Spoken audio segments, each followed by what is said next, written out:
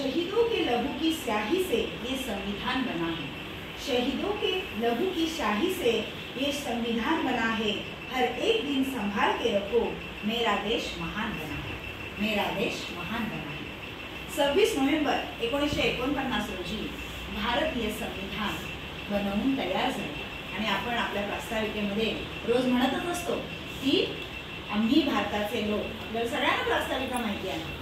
बघा, सुरुवातीपासून शेवटपर्यंत प्रास्ताविका जर बघितली तर ते पूर्ण एकच वाक्य आहे. लक्षात आलं का तुमच्या? म्हणजे पहिल्यापासून शेवटपर्यंत पूर्णविराम एकाच ठिकाणी येतो. पूर्णविराम आला म्हणजे वाक्य पूर्ण झाले की नाही. मग असं आपली ही प्रास्ताविका आहे. आणि या प्रास्ताविकेतील एक आणि एक शब्द खूप महत्त्वाचा आहे बरं का. प्रत्येक शब्द मोजून मापून तोलून घेतलेला आहे. अगदी ज्या काही बैठका वगैरे बसल्या होत्या त्या प्रत्येक शब्दाला खूप महत्त्व आहे. न्याय आहे, स्वातंत्र्य आहे, समता आहे आणि सगळ्यात मोठ्या लोकशाहीचं आपलं हे सगळ्यात मोठं संविधान आहे आणि हे लिखित स्वरूपात आहे. बघा, 26 नोव्हेंबर 1949 ला आपलं संविधान रेडी झालं आणि ते अंमलात मात्र कधी आलं? 26 जानेवारी 1950 पासून. म्हणजे आपला भारत देश स्वतंत्र झाला 15 ऑगस्ट 1947 ला आणि संविधानानुसार आपला भारत देशामध्ये म्हणजे संविधान लागू झालं 26 जानेवारी 1950 पासून. आणि तेव्हापासून मग संविधान म्हणजे काय रे? तर आपण काय करायचं, आपण कसं बोलायचं, आपण कसं उठायचं, कसं करायचं, कोणतं काम करायचं, काय आपले आपण भाषण कोणतं करायचं, आपण फिरायला कुठे जाऊ शकतो, म्हणजे आपल्या संपूर्ण याचे नियम, कायदे, कानून हे सगळे कशात आहेत? संविधानामध्ये आहे. आणि त्याच्यानुसारच आपला भारत देश चालत असतो. म्हणजे सगळंच, निवडणुका कशा घ्यायच्या, तुमच्या शाळेमध्ये कधी ऍडमिशन घ्यायचं, हे जे सगळं लिहिलेलं आहे ना, 6 वर्ष पूर्ण झाल्यावर विद्यार्थ्यांनी शाळेत यायला पाहिजे, हे सगळं कशात आहे? आपल्या संविधानामध्ये आहे. हे भारताचे संविधान बघा इथे. आणि या संविधानाचे शिल्पकार कोण आहेत रे? डॉक्टर बाबासाहेब आंबेडकर, ज्यांनी भरपूर देशांच्या संविधानाचा अभ्यास केला आणि प्रत्येक देशाकडून काही ना काही गोष्टी घेतल्या. आणि जो अभ्यास खूप वर्ष लागणार होते करायला म्हणजे संविधान लिहिण्यासाठी, परंतु त्यांनी दिवस रात्र एक करून 2 वर्ष 11 महिने आणि 17 ते 18 दिवस यामध्ये त्यांनी हे संविधान लिहून पूर्ण केलं आणि आपल्या भारत देशाला ते सुपूर्द केलं. असं महान कार्य बघा. वो शख्स हमें सदियों की मिसाल दे गया. वो शख्स म्हणजे डॉक्टर बाबासाहेब आंबेडकर. वो शख्स हमें सदियों की मिसाल दे गया, संविधान रचा और समता की मसाल दे गया.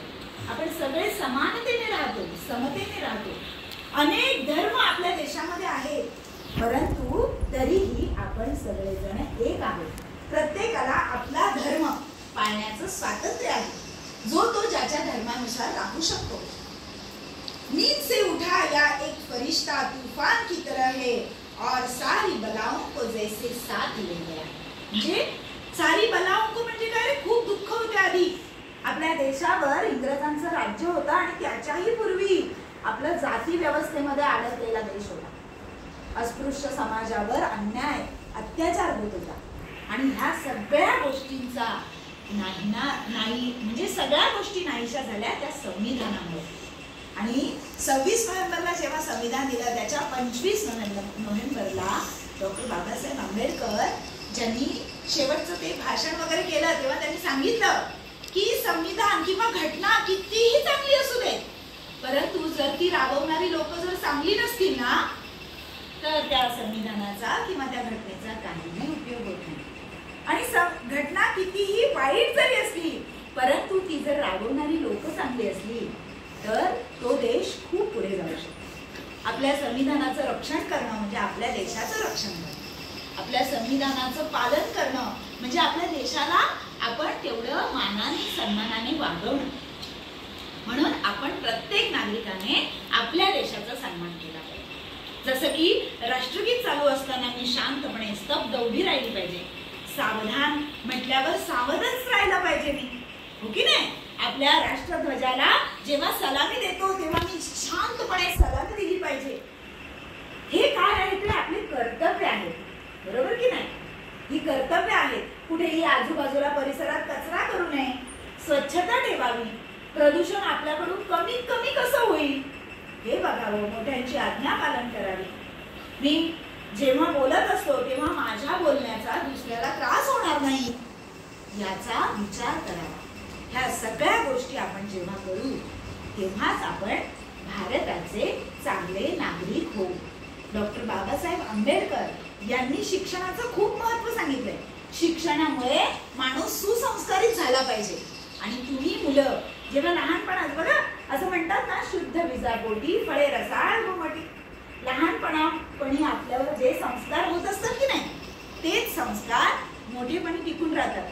जेव्हा तुम्हाला आता रांगेत जाण्याची सवय लागते की नाही तेव्हा तुम्ही गाडी चालवत असताना ओव्हरटेक करत नाही, रांगेतच जाता. सिग्नल पडलाय, काही जण मुद्दाम गाड्या घालून पुढे घेतात, बरोबर की नाही? पण जर आपल्याला आतापासून रांगेची सवय लागली तर आपण बरोबर रांगेत थांबू. हे आपल्या शरीराला वळण लागलं पाहिजे.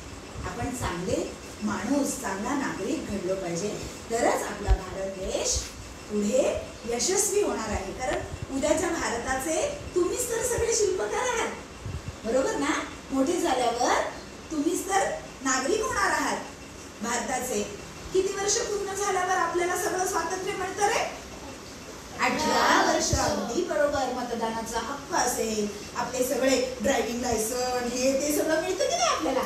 18 वर्ष पूर्ण झाल्यावर. मग हे कुठं लिहिलंय? आपल्या संविधानात लिहिलेलं आहे. असं हे आपलं संविधान, आपण त्याचा सन्मान करूया, खूप चांगले नागरिक घडूया, खूप चांगला अभ्यास पण करूया. करणार ना मग? आणि चांगले नागरिक होणार मग? अशा प्रकारे तुम्हाला सगळ्यांना आजच्या या संविधान दिनाच्या मनपूर्वक शुभेच्छा. थँक्यू.